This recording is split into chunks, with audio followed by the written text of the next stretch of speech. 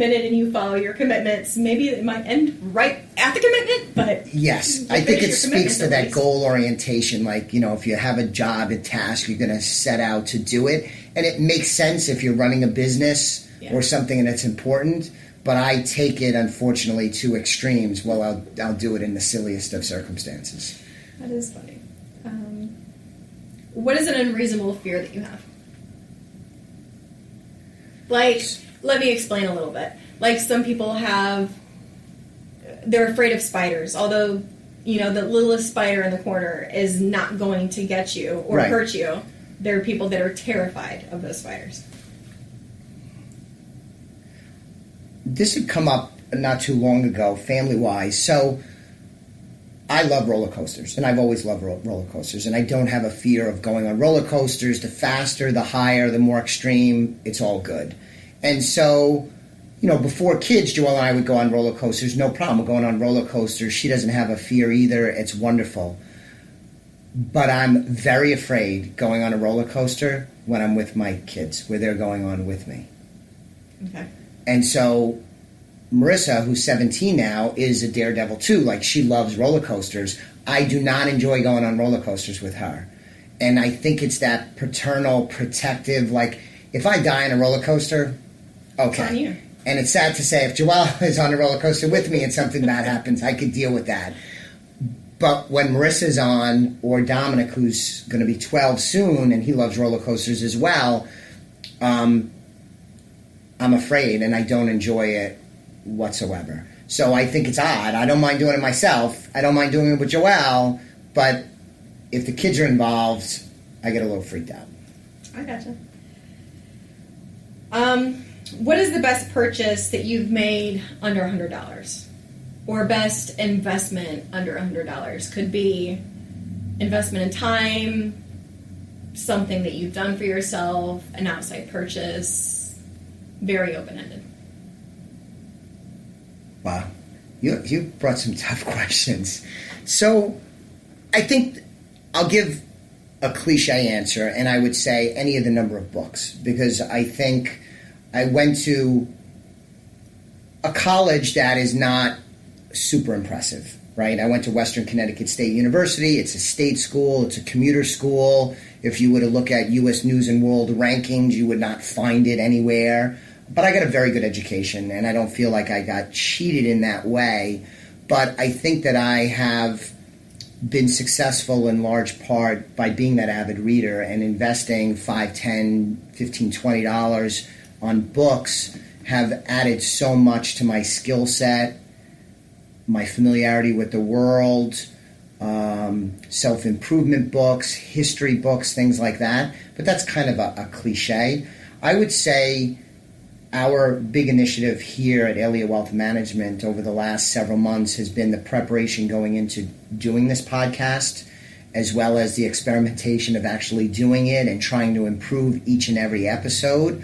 So I think the answer would be buying a better microphone, because in the first couple of episodes, we just used the one in the laptop because we didn't realize how important it was, the sound quality in the podcast. So I think more recently would be the microphone, which was not a tremendous amount of money, but I think it improved the sound quality quite a bit on the Simply Financial podcast. Yeah, that's huge. That's my favorite question. So, what are you a major nerd about? I'm a major nerd. In general, I mean, the joke in the house is what a geek I am. So, there's obviously, going back to the books again, I know it's become a recurring theme, but, I'll read some odd books about, say, the history of the Bible or some obscure thing in history. But also in terms of television, I'll watch some things that people will look at me and be like, we can't believe you're watching those. So on Netflix, I can't think of the name of it, but I watched this documentary. I think I might be the only person that watched the documentary, but it was about this woman who was a nanny, never married, never had any children, but she would take lots of pictures. And it turns out after her death, someone unearthed the huge inventory of pictures she had taken. And it turns out she is this amazing picture taker or camera person. And she just took pictures, like street pictures, just walking down the street, taking a picture, somebody waiting for a bus or walking out of a building or kids playing on the street. And I mean, this documentary was so amazing, but it's very geeky. It's definitely very geeky. Yes. And I'll recommend people talk, and I'll be like, oh, you should see that. And they think I'm kidding, because it's not what you'd picture from me, probably.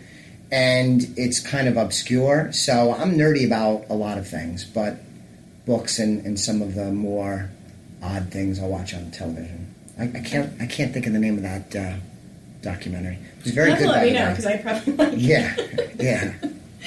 What is your favorite sports team? I am and have always been an avid New York Jet fan, which is an NFL football team that is always bad. They've never been to the Super Bowl. They've never had a tremendous amount of success. And the sad thing is that my kids, especially Dominic, have become Jet fans, and I feel bad that I've committed them to a life of misery following sports. Are you a morning or night person? Definitely a morning person. I am not likely to sleep late, and I never was. Even when I was younger, I was more apt to get up in the morning. I was never somebody that naturally would sleep late, 10, 11, 12 o'clock. Definitely a morning person. I get more accomplished in the morning. I tend to exercise in the morning. I tend to do my best work in the morning. And in terms of a night person, I'm certainly not a night owl. And, I'm definitely a morning person. Okay. Do you eat breakfast every day? Not every day. I had breakfast this morning. Not every day, but most days I have breakfast. Something. Lighter breakfast more often than usual. Okay. Last question. What is the number one item on your bucket list? It's funny you should ask that, because Joelle and I just talked about that recently. So the number one item on my bucket list is I would like to spend 30 days in Italy.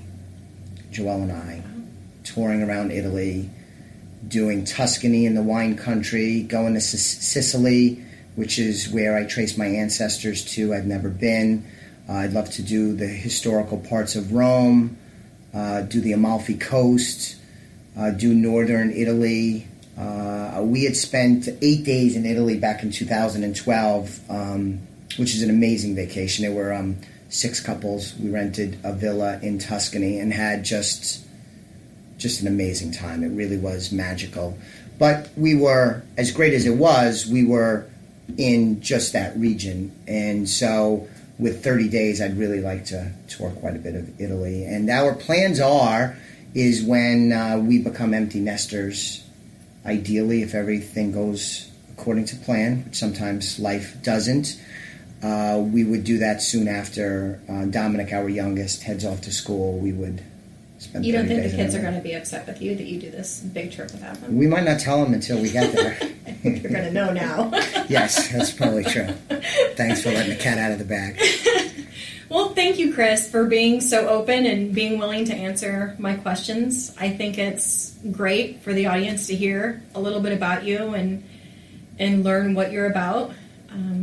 It was very well done. A lot of good questions. It was certainly playful. So thank you, everybody, for listening. There'll be another episode of Simply Financial very soon. We appreciate you listening. We also would love it if you'd go to iTunes, TuneIn, Stitcher, other platforms for podcasts and become a subscriber. You could get more information about Lindy, myself, and the rest of the team here at Elliott Wealth Management by visiting our website. That website is www.elliottwealth.com. Elliott has 2 L's and 2 T's, elliottwealth.com. Thanks again. We'll be back with you on an upcoming episode. The views expressed are not necessarily the opinion of SagePoint Financial Incorporated and should not be construed directly or indirectly as an offer to buy or sell any securities mentioned herein. Investing is subject to risks, including loss of principal invested. Past performance is not a guarantee of future results. No strategy can assure a profit nor protect against a loss. Please note that individual situations can vary. Therefore, the information should be relied upon when coordinated with individual professional advice. The information being provided is strictly as a courtesy. When you link to any of the websites provided here, you are leaving this website. We make no representation as to the completeness or accuracy of information provided at those websites, nor is the company liable for any direct or indirect technical or system issues or any consequences arising out of your access to or your use of third-party technologies, websites, information, and programs made available through this website. When you access one of those websites, you assume total responsibility and risk for your use of the website you are linking to. Securities and advisory services are offered through SagePoint Financial Incorporated, member FINRA, SIPC. Insurance services offered through Elliott Wealth Management LLC are